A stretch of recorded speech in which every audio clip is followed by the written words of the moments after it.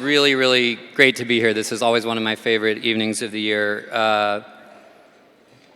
Even in the wake of events like Sandy, I think Enterprise is always, to me, a source of inspiration and a place to feel better, even in the face of challenging moments like this. I think we can all agree that events like the hurricane open up the need and the obvious opportunity for people to rally around each other and provide immediate assistance. And it is always inspiring to see the ways that average people rise up to help their neighbors and help their countrymen.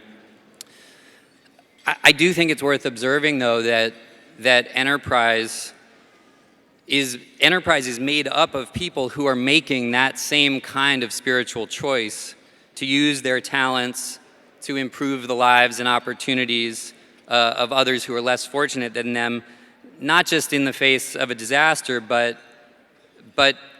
every day, every week, every year. The Enterprise community is people who are giving their careers to the work and tackling the problem on a systemic level, not just the storm, but the huge slow motion devastation of poverty, which is much easier to ignore for most people in their day-to-day lives than a storm that wreaks havoc.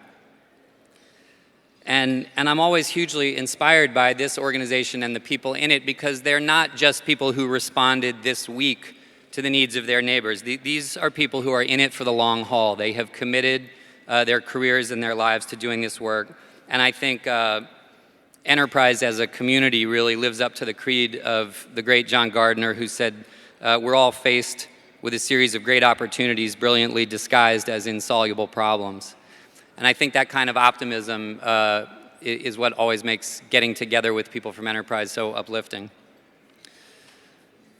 I want to acknowledge that in the 30th year of Enterprise's existence, we lost my grandmother, Patty Rouse, who co-founded this organization with my grandfather and gave most of her professional life to it. She